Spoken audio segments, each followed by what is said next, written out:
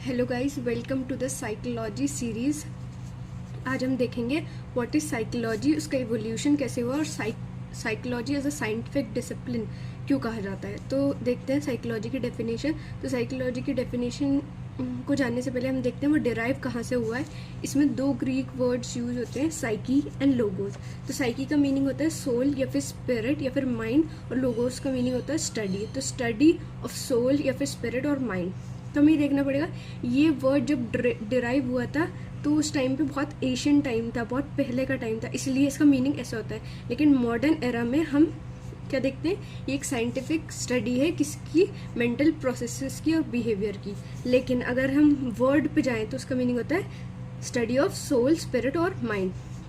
तो ये एक इंटरेस्टिंग फैक्ट है कि साइकी जो वर्ड है साइकोलॉजी में वो कैसे ओरिजिनेट हुआ था। तो ग्रीक माइथोलॉजी में एक वुमेन थी, एक प्रिंसेस थी जिनका नेम था साइकी, और उनकी लाइफ को सिंबलाइज करते हुए ये वर्ड लिया गया है, क्योंकि उनकी लाइफ में बहुत सारी इमोशन, बहुत सारी ट्रेजिडीज़ ये सब हुआ था और उससे ये वर्ड डिराइव हुआ है। तो क्या बता रहे हैं, a princess who represented the human soul, उनकी लाइफ को लेके ये सिंबल हुआ था of the inner workings of the human life और उसकी कॉम्प्लेक्सिटीज़। ना देखते हैं, तो हम देखते हैं साइकोलॉजी इनिशियली उसका मतलब था स्टडी ऑफ सोल, लेकिन हम देखते हैं जैसे ही उसे साइंटिफिक डिसिप्लिन माना गया तो हमें उसके वर्ड में डिफरेंसेस आए, जैसे कि वो फिर हो गया स्टडी ऑफ माइंड। लेकिन सोल भी देखा जाए तो एक ऐसी एंटिटी है जिसे हम देख नहीं सकते, और माइंड भी देखा जाए तो हम उसे देख नहीं सकते, ये एक फंक्शन ऑफ ब्रेन है। तो हम कोई ऐसी डेफिनेशन लेके आते हैं जो साइंस जिसे एक्सेप्ट कर सके। तो हमने क्या देखा, psychology is the scientific study of behaviour and mental processes. Behaviour हम देख सकते हैं इंसान का, तो इसलिए behaviour and mental process. Mental processes के अंदर क्या आएगा, परसेप्शन, कॉग्निशन, मेमोरी, इंटेलिजेंस, ये सब आएगा जो हम आगे देखेंगे, ये सब आएगा मेंटल प्रोसेस में। तो ये एक यूनिवर्सली एक्सेप्टेड डेफिनेशन है। दो हम साइकोलॉजी को एक ही डेफिनेशन में नहीं इनकम्पास कर सकते, लेकिन अगर हमें इसे डिफाइन नहीं करना होगा तो हम ये डेफिनेशन यूज़ करेंगे।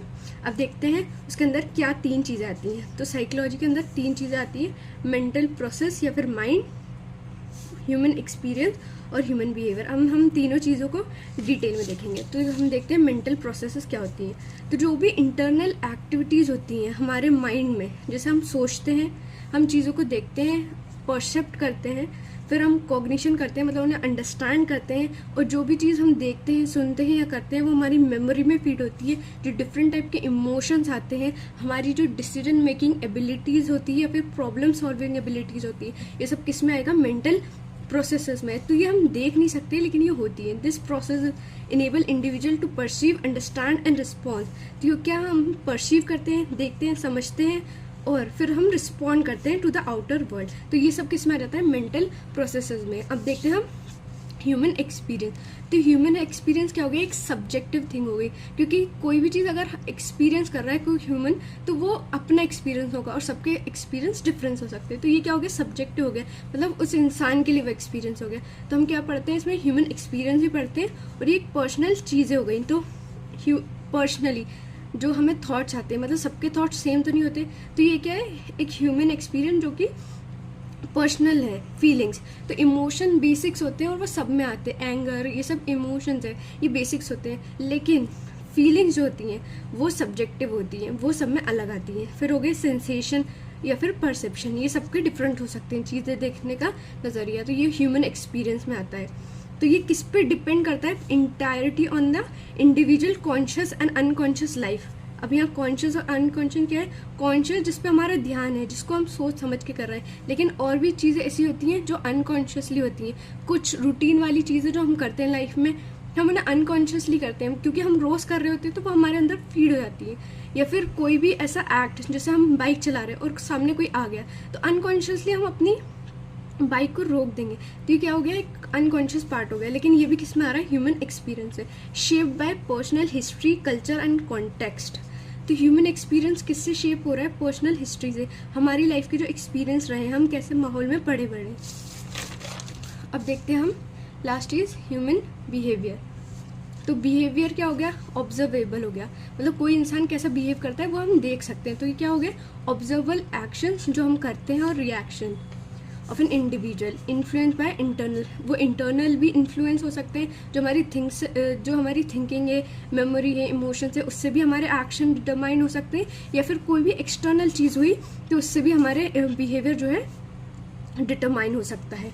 और बहुत वाइड रेंज ऑफ एक्शंस आते हैं बिहेवियर के अंदर, जैसे सिंपल हो सकता है, सिंपल भी रिफ्लेक्सेस हो सकते हैं, जैसे कुछ चीज़ हमारे सामने आई तो हम रुक गए, तो ये हो गया सिंपल रिफ्लेक्सेस हो गए। टू कॉम्प्लेक्स डिसीजन मेकिंग, कोई बड़ा सा डिसीजन लेना है हमें, कोई बहुत इंपॉर्टेंट लाइफ का डिसीजन लेना है, तो ये भी क्या आ गया, बिहेवियर आ गया। मतलब सिंपल चीज़ से लेके बहुत कॉम्प्लेक्स चीज़ भी किस में आ जाती है, बिहेवियर में, और कैसे हमें रिस्पॉन्ड करना है। और ये क्या करता है, ये as a means of communication भी होता है and adaptation to the environment. अब जैसे हम एग्जांपल ले लेते हैं, like walking in a park, तो हम इसमें तीनों चीज़ें देखेंगे कि हमारी मेंटल प्रोसेस क्या हो रही है, फिर हमारा एक्सपीरियंस क्या हो रहा है, और हमारा बिहेवियर क्या हो रहा है। तो हम वॉक कर रहे हैं, वॉकिंग के लिए गए हैं पार्क में, तो हमारी मेंटल प्रोसेस क्या होगी, हम चीज़ों को देखेंगे, परसेप्शन हो रहा है यहाँ पर, हमने चीज़ों को देखा, सोचा कैसी लग रही है हमें, बर्ड्स की आवाज़ आ रही है तो वो हमें कैसी लग रही है, ग्रीनरी, फ्लावर्स हमें कैसे लग रहा है, तो ये परसेप्शन में आ गया, थिंकिंग में आ गया, फिर यही सब चीज़ें हमारी मेमोरी फीड हो जाएगी, तो ये किस में आ गया, मेंटल प्रोसेस में। अब एक्सपीरियंस, अब किसी को बर्ड्स की चॉपिंग अच्छी लग सकती है, किसी को बुरी लग सकती है, तो ये क्या है, एक पर्सनल एक्सपीरियंस हो गया, किसी को ग्रीनरी, फ्लावर्स अच्छे लग सकते हैं, किसी को एलर्जी हो सकती है, तो ये उसका एक्सपीरियंस हो गया, ये इंडिविजुअल हो गया। और थर्ड क्या हो गया, बिहेवियर।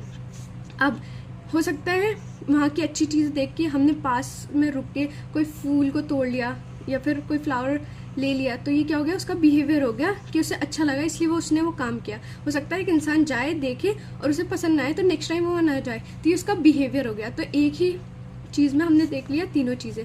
अब देखते हैं हम जो डिफरेंट लेवल ऑफ एनालिसिस है, मतलब हम साइकोलॉजी को कैसे स्टडी कर सकते हैं कि, तो हम इसको या तो इंडिविजुअल के बेसिस पे पढ़ सकते हैं, डायरेक्ट मतलब दो लोगों के बीच में, या फिर ऑर्गेनाइजेशन जब एक ग्रुप हो जाता है। तो इंडिविजुअल में हम फोकस करेंगे, तो इंडिविजुअल में हम जब फोकस करते हैं तो एक इंडिविजुअल के थॉट्स लेते हैं, फीलिंग्स लेते हैं, वो बिहेवियर लेते हैं। एक इंसान, एक इंडिविजुअल पर्सन कैसे सोचता है, उसकी फीलिंग्स, उसका बिहेवियर, ये सब हम किस बेसिस पे पढ़ रहे हैं, एक इंडिविजुअल की सोच पे पढ़ रहे हैं। तो ये किसके अंदर आ गया, इंडिविजुअल के अंदर पढ़ रहे हैं, तो ये इंडिविजुअल के साइकोलॉजी के अंदर आ गया। उसकी पर्सनालिटी ट्रेट्स पढ़ेंगे, उसका एटीट्यूड पढ़ेंगे, मतलब हम इंडिविजुअल लेवल पे देख रहे हैं साइकोलॉजी।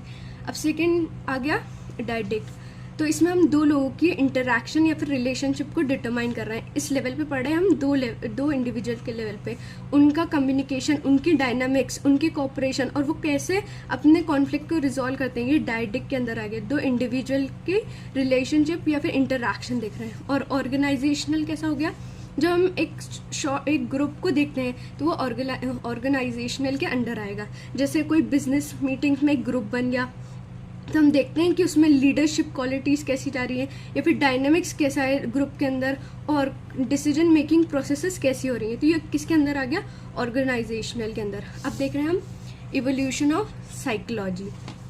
तो हम ये नहीं बोलते कि साइकोलॉजी बहुत रीसेंट है, मतलब उसका जो है उसको साइंटिफिक डिसिप्लिन बहुत रिसेंटली माना गया, लेकिन उसके रूट्स कैसे हैं, एंशिएंट सिविलाइजेशन से है। ग्रीक फिलोसोफर जैसे एरिस्टोटल हो गए, प्लेटो, सोक्रेट्स एंड हिपोक्रेट्स, उन्होंने क्या किया था, व्यू किया था नेचर ऑफ सोल और ह्यूमन बिहेवियर को। तो तब से साइकोलॉजी चली आ रही है, लेकिन उसमें बहुत एडवांसमेंट हुए हैं। पहले उनके पॉइंट ऑफ व्यू अलग थे, वो कोई उसे लाइफ का एसेंस मानता था, कोई उसे कॉज मानता था मेंटल इलनेस के लिए, लेकिन किसी ने भी एक प्रॉपर उसका आइडिया नहीं दिया था कि साइकोलॉजी होती क्या है। ये तब सिर्फ उनके माइंड में आया था, लेकिन लेट 19th सेंचुरी में उसे साइंटिफिक डिसिप्लिन माना गया। क्यों? क्योंकि विल्हेम वुंड ने स्टैब्लिश की फर्स्ट साइकोलॉजिकल लेबोरेटरी 1879 में, और उन्होंने आइडिया दिया था स्ट्रक्चरलिज्म का। स्ट्रक्चरलिज्म किस बेसिस पे, ह्यूमन मतलब जो ब्रेन का स्ट्रक्चर है उस बेसिस पे, और उन्होंने आइडिया दिया था कि हम सेल्फ इंट्रोस्पेक्शन कर सकते हैं, खुद की चीज़ें जानना, जिससे हमें आइडिया मिलेगा माइंड का। और इन्हें फादर ऑफ मॉडर्न साइकोलॉजी भी कहा जाता है। फिर डेवलपमेंट्स आए, और डेवलपमेंट में क्या क्या आया, डिफरेंट स्कूल्स ऑफ थॉट्स आए, जैसे फंक्शनलिज्म, साइको एनालिसिस। तो ये जो टॉपिक है डिफरेंट स्कूल्स का, ये बहुत बड़ा है, ये हम नेक्स्ट वीडियो में कवर करेंगे, क्योंकि हर एक स्कूल को हमें टाइम देना है और तब हम पढ़ेंगे। तो ये डिफरेंट जो है डेवलपमेंट्स आए, डिफरेंट आइडियाज़ आए, स्कूल ऑफ थॉट आए साइकोलॉजी में, जो कि ये है ह्यूमनिस्टिक थ्योरी और कॉग्निटिव रिवोल्यूशन। अब मॉडर्न साइकोलॉजी, मतलब मॉडर्न साइकोलॉजी क्या, मतलब मॉडर्न साइकोलॉजी के अंडर क्या आता है और वो कैसे सोचती है ह्यूमन बिहेवियर को या फिर माइंड को। तो हम बोलते हैं मॉडर्न साइकोलॉजी जो है वो एक मल्टी डिसिप्लिनरी अप्रोच से लेती है साइकोलॉजी को, मतलब वो बहुत डिफरेंट फील्ड्स को मैनेज करती है एक चीज़ में और उनसे आइडियाज़ लेती है। जैसे वो किसको लेती है, बायोलॉजी, सोशियोलॉजी, न्यूरोसाइंस, ये सबको एक अंडर लेती है और इसे ही हम क्या बोलेंगे, मॉडर्न साइकोलॉजी। मतलब वो सबसे आइडियाज़ ले रही है और एक क्या बना रही है, मल्टी डिसिप्लिनरी अप्रोच।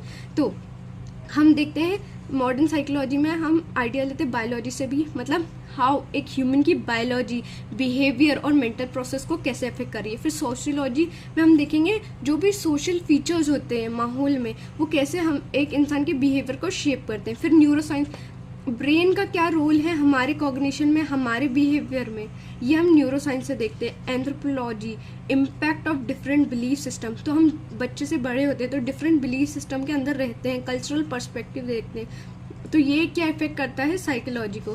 फिर कंप्यूटर साइंस, क्यों, क्योंकि हमें ऐसे डेवलप करने पड़ेंगे टूल्स जो कि एसेस कर सके, डेटा एनालिसिस कर सके और मोल्ड कर सके।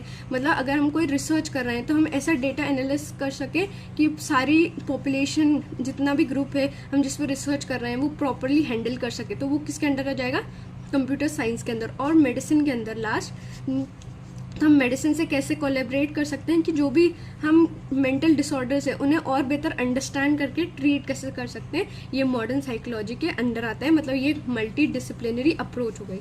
अब लास्टली हमारा टॉपिक है psychology as a scientific discipline. तो क्यों साइकोलॉजी को हम साइंटिफिक डिसिप्लिन मानते हैं, ये होम्योपैथी के साइकोलॉजी के सिलेबस का एक पार्ट है, जिसमें हम देखते हैं psychology as a scientific discipline क्यों माना जाता है। फर्स्ट क्या हो गया, एम्पेरिकल एविडेंस। एम्पेरिकल एविडेंस क्या हो गया, जो रिलाई करता है ऑब्जर्वेशन प्लस एक्सपेरिमेंटेशन।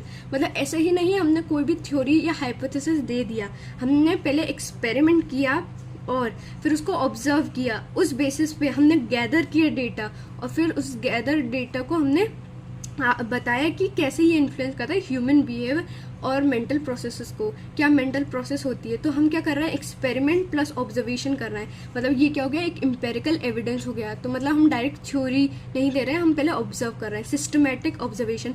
अब कोई भी हम रिसर्च करते हैं तो हम उससे सिस्टमैटिकली प्रोग्रेस करते हैं। ऐसा नहीं है कि अगर हमने कोई 1 मंथ की रिसर्च रखी है किसी भी टॉपिक पे तो हम नहीं फर्स्ट डे देखेंगे और लास्ट डे देखेंगे, हम हर दिन एनालाइज करेंगे। तो ये क्या हो गया, एक सिस्टमैटिक ऑब्जर्वेशन हो गई, सिस्टमैटिक अप्रोच हो गई टू कलेक्ट डेटा और उसे एनालाइज करना। तो इससे क्या होगा, इंश्योर होगी एक्यूरेसी और रिलायबिलिटी। उसके बाद आ गई हाइपोथेसिस टेस्टिंग। तो कोई भी अगर साइकोलॉजिस्ट कोई भी हाइपोथेसिस प्रपोज करता है, कोई भी थ्योरी प्रपोज करता है, तो उसके पीछे एक रिसर्च होनी चाहिए। मतलब कि वो हाइपोथेसिस को वैलिडेट करने के लिए, उस थ्योरी को वैलिडेट करने के लिए रिसर्चेस होनी चाहिए, तभी वो हाइपोथेसिस क्या है, सही कहला जाएगा। फिर हो गया कंट्रोल एक्सपेरिमेंट। तो कंट्रोल एक्सपेरिमेंट क्यों किए जाते हैं, to establish cause and effect relationship. मतलब कि एक वेरिएबल, एक चीज़ दूसरी चीज़ को इफेक्ट कैसे कर रही है। मान लीजिए इसमें हम एग्जाम्पल ले लें तो हम देखते हैं कि एग्ज़ाम के टाइम पे हमें स्ट्रेस होता है। अब ये स्ट्रेस की वजह से हो सकता है हमारी जो परफॉर्मेंस हो पुअर हो, हमारी मेमोरी क्या हो, वीक हो। तो स्ट्रेस जो हो गया एक वेरिएबल हो गया, ठीक है। ये कैसे इफेक्ट कर रहा है हमारी मेमोरी, हमारी इंटेलिजेंस को। तो क्या हो गया, वेरिएबल नंबर 2 हो गया। तो ऐसे ही कॉज और इफेक्ट रिलेशनशिप को देखती है अंडर कंट्रोल एक्सपेरिमेंट्स। और फिर ये इस्टेब्लिश करती है connection between different aspects of behaviour, cognition and emotion. फिर होगा प्रेडिक्टेबिलिटी, मतलब forecasting future behaviour based on past behaviour. मतलब जो प्रीवियस इंस्टेंसेस हो रखे उनसे फ्यूचर कैसे इफेक्ट हो रहा है, फ्यूचर बिहेवियर कैसे इफेक्ट हो रहा है। फिर हो गया 6 ऑब्जेक्टिविटी, मतलब कोई भी एक्सपेरिमेंट, कोई भी चीज़ अगर हम कर रहे हैं तो हमें न्यूट्रल और अनबायस्ड तरीके से करना चाहिए। उस रिसर्च और इवेल्युएशन को किसी भी बायसनेस के थ्रू नहीं करना चाहिए, बल्कि न्यूट्रल और अनबायस्ड वे में करना चाहिए। फिर लास्ट पॉइंट आ जाता है जेनेटिक इन्फ्लुएंस।